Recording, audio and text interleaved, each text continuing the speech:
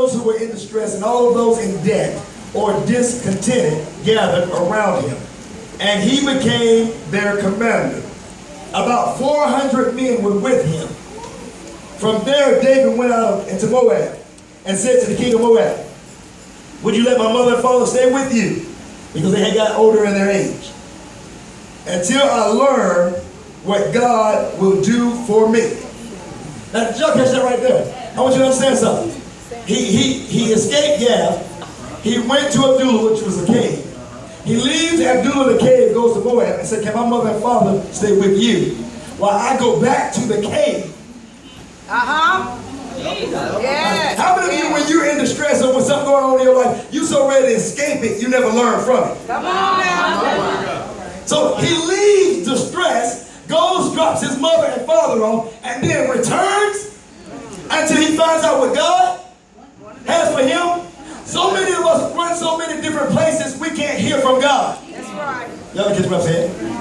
So David is showing us, I've left distress, I left a cave. So in the cave with no dishes, with no TV, with no Facebook, I left all of the comforts to go out and drop my mother and father off because they were too old to bear the conditions of the cave with me. Come on. I dropped them off, but I understand my assignment makes me go back to Abdullah. I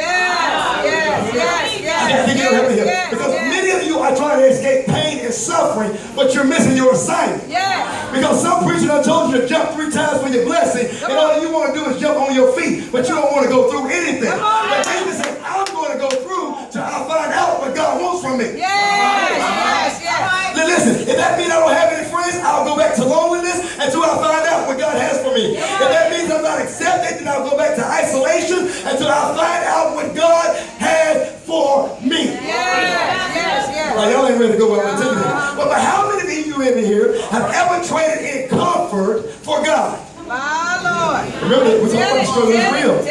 I know everybody wants a nice car and a nice house and all the rich friends, but what if God puts you in a place where none of that is relevant? Come on. But what's relevant is you learning what he wants you to learn while you're in that situation. Okay, so today I'm going to talk about repeat offenders. Repeat offenders are those people spiritually that do not learn from the trials and tribulations. And because they don't learn from it, they end up back in it. Because when God was operating in an unusual way, they didn't catch it. Because, again, I'll go back to this. Everybody now is preaching blessings, health, all this, nobody's preaching obedience. So people feel like I can be disobedient and get blessed. And so as long as I run around, and as long as I jump or cut a cartwheel or pay an extra $50, I'm going to be blessed. But God honors obedience. Now, watch this now. As David is talking to King of Moab again, he says, leave my mother and father here. I've got to go back. So today we're going to talk about the struggle is real, part 3. Stay there till you develop. Stay there till you develop. Watch this now. How many of you have ever been in a situation for a long period of time and wondering, God, how much longer am I going to be here? How much longer do I have to go through this? How much longer do I have to endure this? How much longer do I have to keep being faithful? And there's no deliverance coming. I know y'all super saved Christians, so you ain't never ask God, God, how much more longer? Every time it gets about this hot, I start saying, God, how? You gave me prophecy that someone's going to give land. You've given another man prophecy that we're going to build. God, how much longer? How much longer? Jesus. And then God will remind me, do not take a people that is not prepared to a new place, or your new place will look old. So until the people are ready to go up, you keep them there. I said, well, God, we ain't got no nursery. Every other church got nursery. He said, but listen, it's no need to have no nursery if the people going to go home the same way. So you teach them in the wilderness. You teach them in Abdullah, and then when y'all ready to come out, I'm going to make a way out. But then I said, well, that don't sound like God. That's good. Because if we are growing ministry, shouldn't we want the great things? Shouldn't we want the daycare centers and the schools and the gyms? And God said, but then where is me in the midst of what you want? Because you started the vision on me, but now you see what everybody else got, and your vision done changed.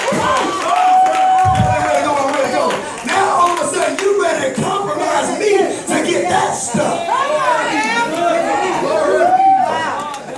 Understand now, when God makes you a promise, He's going to stick to it. Just because people are falling away from your life don't mean God mad at you. It's what He promised you, that He was going to set you up, that when those people that were trying to use you wouldn't be able to use you.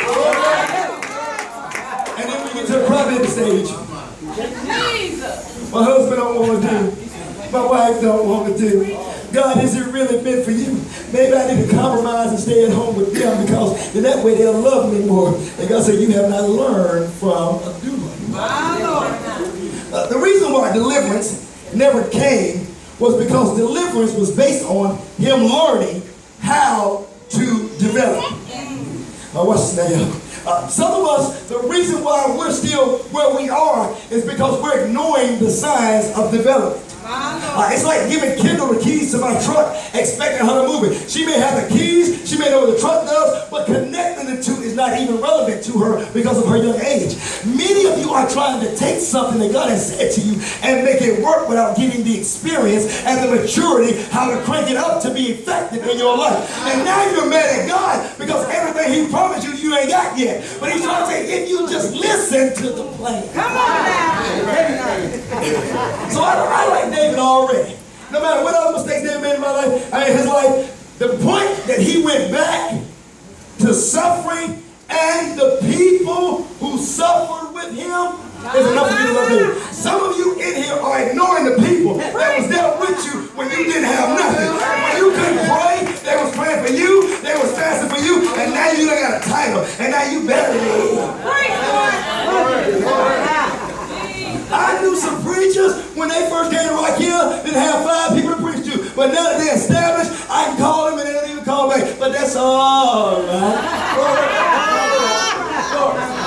It wasn't for me, it was for His glory. Now watch this now. I understand most folks settle when they get their anointing. Now that you've been called, I had a handkerchief. Now that you've been called, you are ready just to jump out there before learning what comes with being anointed. So watch this. David, a little old boy, not even worried about being king. Why? Because he wasn't taught to ask for what he should expect. So he expected to grow up and be a shepherd. God had other plans on his life. God goes to David while David was a handsome little ruddy boy out there playing with sheep and said, you're going to be king. Listen, y'all, Saul operated over 40 years in ministry before years was anointed. So David had to wait over 36 years. Preach it, preach it. After he was anointed, you got a call on your life and you ready to preach tomorrow. Did you catch what I said? David's anointed, but now he's in a period we call a wait. Wait. Amen. Now wait does not mean sit there and do nothing. Wait means serve until I give you further instruction. Go stand on the door and serve till I tell you what I want you to do. Go teach the kids till I tell you what I need you to do. In other words, you got to learn how to serve until you get your further instructions. So tell you, don't get mad when you don't get to preach.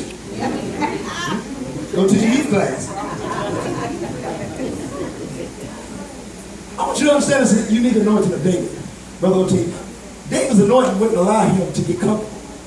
Every time David got comfortable doing outside of the will of God, God will pull him back into that cave. I ain't talking about physically cave, I'm talking about the cave of isolation. Now watch that, y'all. So David had a call on his life. We already know the story of David. David goes on, he defeats Goliath. He marries Saul's daughter. He's comfortable living in the palace. Watch that, God looking at him saying, listen here, in order for me to remove one man out, you got to get out the way. David, what you still standing up to get comfortable for? All right, so you don't like David no more.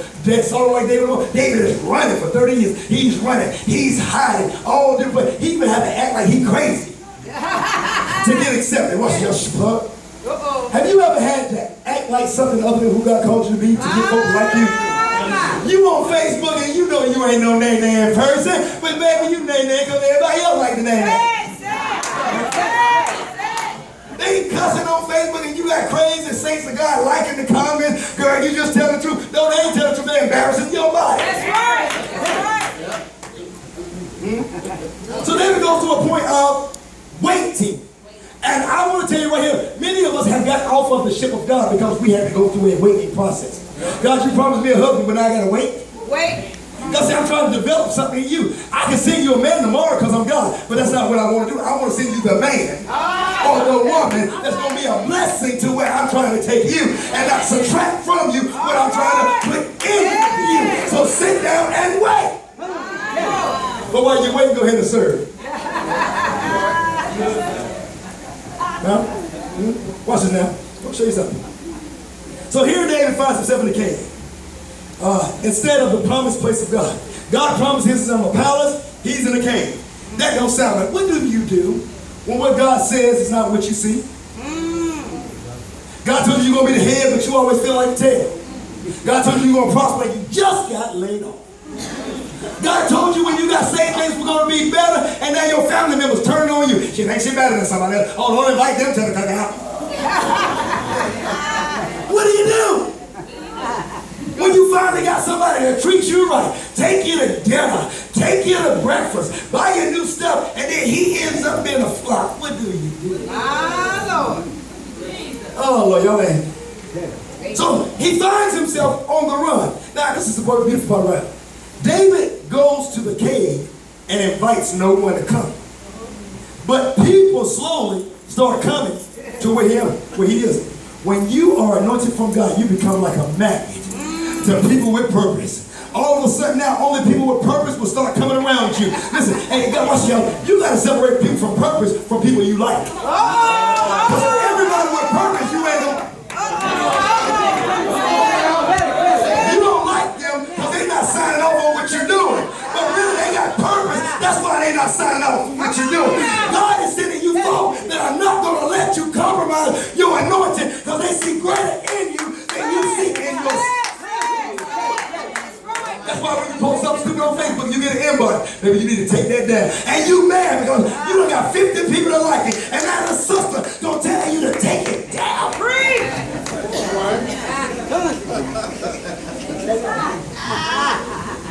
Jesus. You know what people don't understand? Demons travel in packs. Yeah, they do. Demons travel in a bigger crowd than God's people travel. But guess what? One of God's people can set 10,000, 1,000. So even when the devil come back with his demons, guess what? The anointing on the inside of you will put them at bay. But see, you got to understand in your life, everybody that's been connected to your life in your new season is not going to be people that your flesh like. Some people going to push you beyond yourself to pray, push you beyond yourself to read, to study, and not going to allow you to settle for less. So get somebody high five beside you and say, I thank you for being in my life. Push me, I need it, Push me.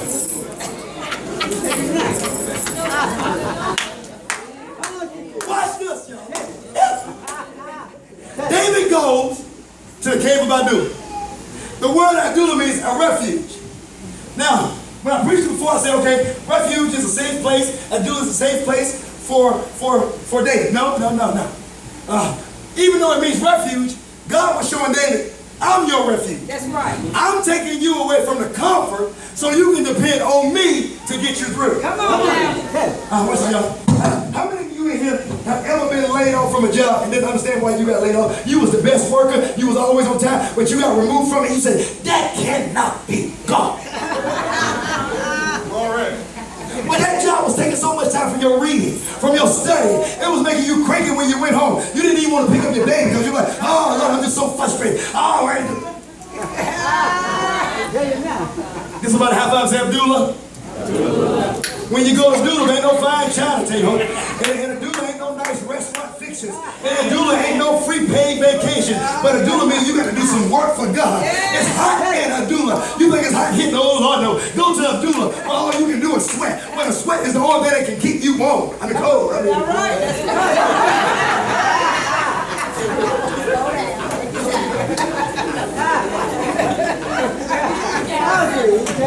yes, see, y'all can go home and feel good because y'all ain't sweating like I'm sweating. I got to change clothes 3 times. And worship already took me out. I look at the pot in the back.